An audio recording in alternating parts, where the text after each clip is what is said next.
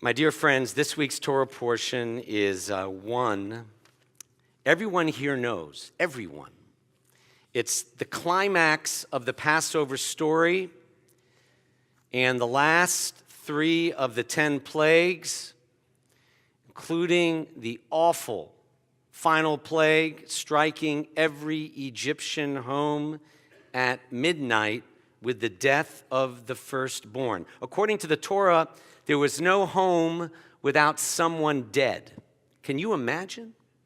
The Egyptians urge our ancestors to flee at the end of this week's portion, Bo, but there was little time, so we fled without enough time for the dough to rise, which is why we eat matzah each year at Passover time. But back to those last 3 plagues opening this week's Torah portion, I will not discuss number 8, locusts, or the 10th plague I already mentioned, Makat Bechorot, the death of Pharaoh's own child. It's number 9, Choshech, darkness, which continues to intrigue because clearly it wasn't just a physical darkness like tonight's nightfall.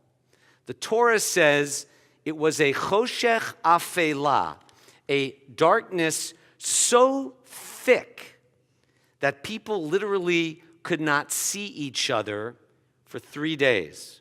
But wait a minute. Even if you blindfold someone, even if the power goes out in modern times with crazy weather patterns, you can still get up close to another person and see them or light a candle. Darkness by itself is natural, a normal event, especially at night. Why would the Egyptians need to be afraid of it? Rashi underscores that what makes this darkness a plague is that this darkness is no ordinary darkness. It's not simply the absence of light. It is, Rashi explains, a darkness during which the dark of the day is even darker than the darkness of the night, and the dark of the night is even darker than the darkness of the day. This darkness was so thick, he adds, no one rose from it or moved for 3 days. And the Torah adds, Vayamesh Choshech, which means it was a darkness that could be touched. What's that about? A Midrashic statement explains that since this kind of darkness had the same Hebrew letters for the word for feeling, there was something tangible in the darkness. Something else worth noting is that to bring about the locusts, Moses had to raise his staff. In fact, if you read the Bible, there had not been a single plague so far that is introduced the way this plague of darkness is presented. It doesn't say, Vayet Moshe et Matehu, and Moses held out his rod, his staff, over the land of Egypt. For the first time it says, Vayet Moshe et Yado. Moses held out his hand to introduce this mysterious 9th plague of darkness.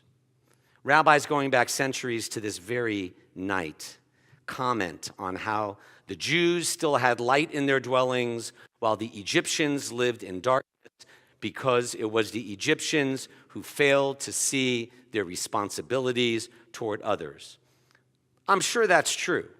And there's certainly brutal regimes around the world led today by Pharaoh's strongmen who care about their own power far more than the needs and concerns of the common man.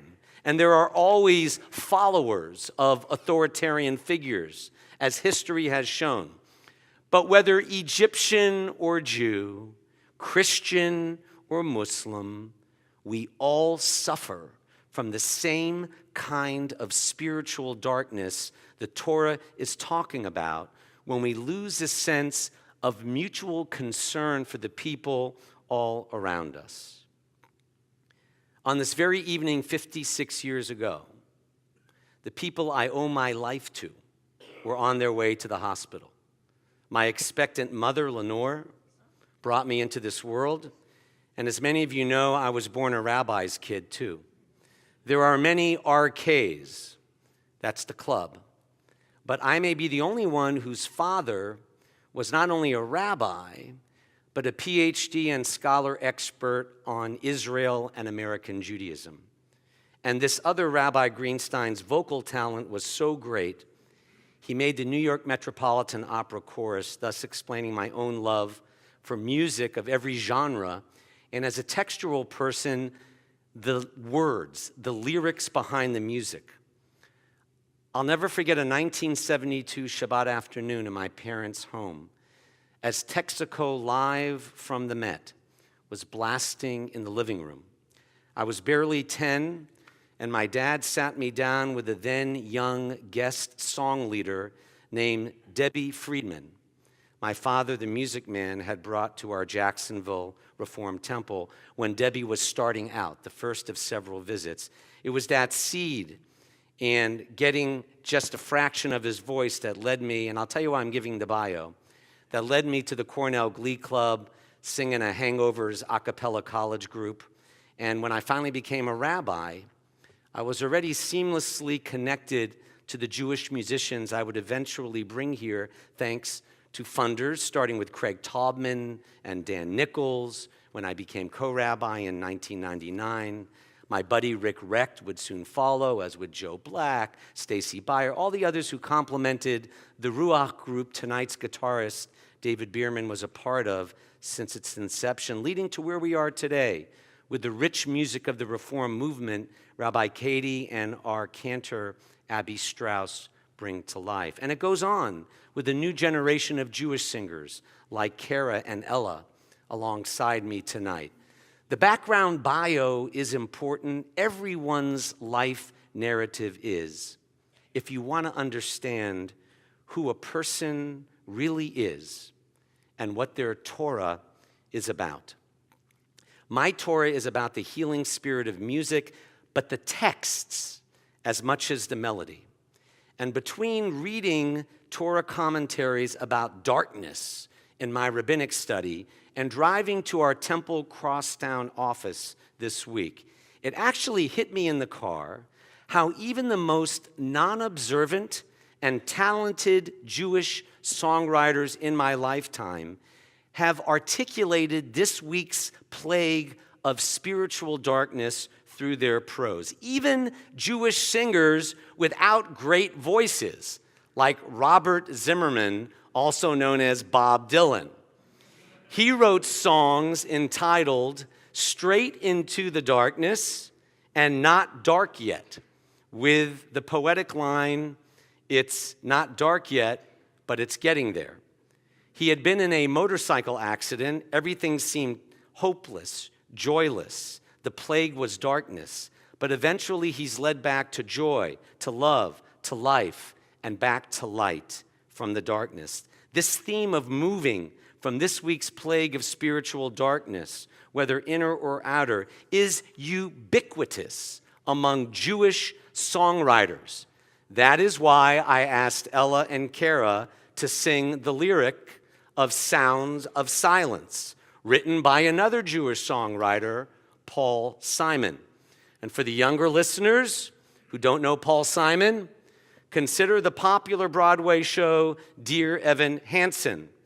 The inspirational anthem for that show, You Are Not Alone, was composed by a Reformed Jew named Benji Pasek from a progressive Jewish family in New York. Benji is straight, while his co-writer is the son of a minister who came out of the darkness of hiding, being gay. He came out of the shadows. The chorus in that show's theme song reads, even when the dark comes crashing through, when you need a friend to carry you, when you're broken on the ground, you will be found, so let the sun come streaming in, because you reach up and you'll rise again. This week's Torah portion, the notion of spiritual darkness and coming out of it, hit me especially in the lyrics of just one more Jewish songwriter I'll mention. I can mention 10, but one more from Hicksville, New York. Someone whose lyrics are overlooked because he's such a pop star. Everyone likes to sing along with him for understandable fun. Billy Joel was born to Jewish parents, a cultural Jew, who considers himself an atheist. He hasn't written an album since the year after my daughter Kara was born. One of the big themes in that 1993 album titled River of Dreams is faith in times of darkness, especially in one of his and my favorite songs the public didn't respond to. It was only number 30 on the song charts. It's called All About Soul.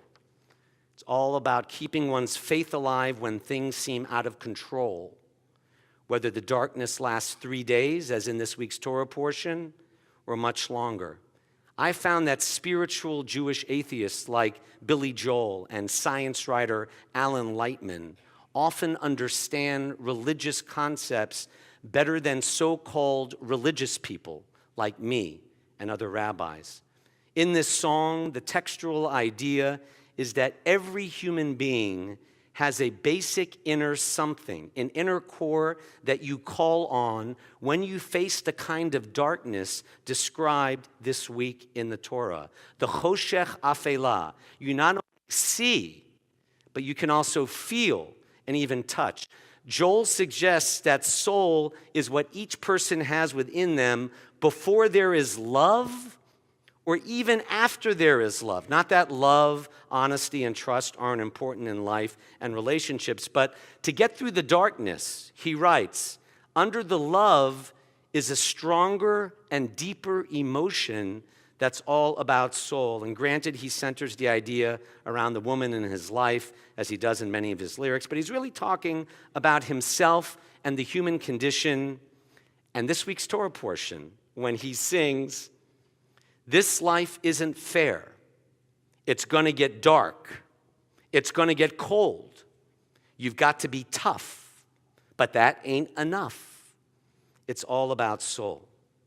As we head toward next week's Torah verses, known as Shir Moshe, the Song of Moses, Exodus 15, also known as the Song at the Red Sea, Shirat Hayam, sung by our Jewish ancestors. You don't even have to know the melody to understand the lyrics our Jewish ancestors exclaimed, escaping the narrowness of Egypt. Sentiments echoed by Billy Joel in that same song. I quote, there are people who have lost every trace of human kindness. There are many who have fallen. There are some who still survive. But it's all about soul. It's all about the joy that comes out of sorrow, the light out of darkness. You've got to be hard as the rock in that old rock and roll. But that's only part, because you know in your heart. It's all about soul. And believe it or not, my friends, the ancient Jewish book of mysticism, the Zohar, agrees in discussing this. The Zohar says that from within the darkness, there is light both outside you and within your soul. Or if that's too deep, let me close with a final Hebrew lesson. You've heard me say tonight the Hebrew word for darkness repeatedly in the sermon, choshech, whose root is choshech chet shin, as in shachor, which means a dark, black, gloomy time, like this week's plague of darkness. But guess what? The same Hebrew letters form the word shachar, which, believe it or not, means dawn, as in the dawn of a new day. So whenever we're engulfed by dark nights, or as in this week's Torah portion, dark days and nights, it is worth remembering the lyrics of the Torah and the lyrics of contemporary music, also written, curiously enough, the ones I've quoted tonight, by Jewish guys. For when we reach deep into our souls, when we don't give up, when we cling to soul itself, precious and fragile as life may be at times, the darkness of these times, the darkness of Egypt, any darkness we feel within us from time to time will eventually give way to the dawn. Believe it, tonight's January chill and rain will give way to a bright spring sun and a million dreams never imagined before. And let us say, Amen.